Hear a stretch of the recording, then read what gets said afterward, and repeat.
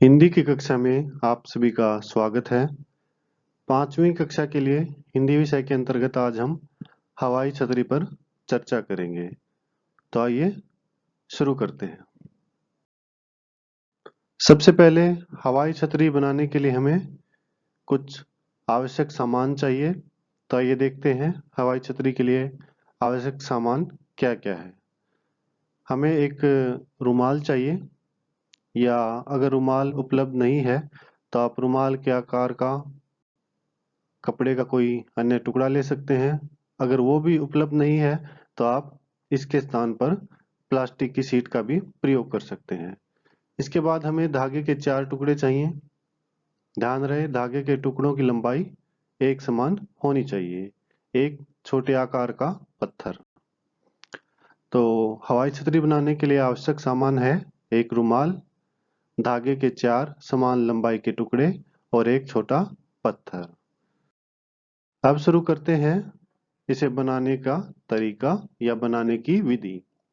सबसे पहले हमें धागे के जो 4 टुकड़े हैं समान लंबाई के, उन्हें रुमाल के चारों कोनों से बांधना है।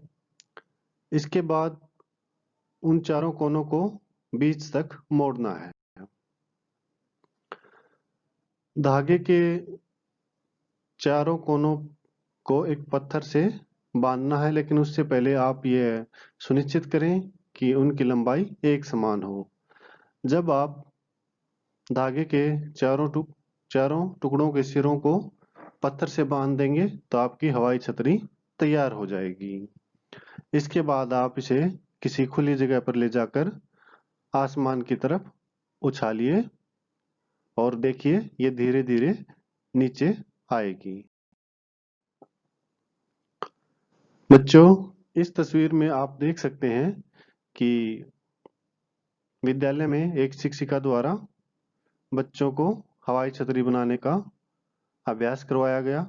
बच्चों ने ये पतंग बनाई हुई है। अब हम हवाई छतरी का बनाने की विधि का पुनः अवलोकन करते हैं, अर्थात इसे दोबारा एक बार पुनः दोहराते हैं। सबसे पहले आवश्यक सामान में हमें 3 चीजें चाहिए मुख्य रूप से। एक रुमाल या उसके आकार का अन्य कपड़ा या प्लास्टिक की शीट, धागे के 4 समान लंबाई के टुकड़े और एक हल्का पत्थर। इसके बाद हवाई छतरी बनाने के लिए हमें चारों धागों को रुमाल के चारों कोनों से बांधना है और चारों धागों के दूसरे सिरों को हमें एक छोटे पत्थर से बांधना है। हमें इस बात का ध्यान रखना है कि धागों की लंबाई एक समान होनी चाहिए। जब आप इन्हें बांध देंगे तो आपकी हवाई छतरी तैयार हो जाएगी। फिर आप इसे किसी खुली जगह पर ले जाकर हवा में उछालिए और देखिए कि ये धीरे धीरे नीचे आती है। आपकी हवाई छतरी तैयार है। अब हवाई छतरी में हम कुछ चीजें हम जानेंगे। ये हवाई छतरी दिखने में पैराशूट जैसी दिखती है। तो आइए जानते हैं, क्या यह पैराशूट चंद्रमा पर जहां बिल्कुल हवा नहीं है काम करेगा? तो बच्चों, इसका उत्तर होगा कि यह हवाई छतरी चंद्रमा पर काम नहीं करेगी, क्योंकि वहां पर इसकी ऊपर से नीचे आने की गति को धीमा करने के लिए हवा नहीं है। तो हवा जो है अवरोध का काम करती है, तो वहां पर हवाई छतरी काम नहीं करेगी। हमारा दूसरा प्रश्न देखिए, अगर रुमाल के बीच एक छेद हो तो क्या यह पैराशूट काम करेगा?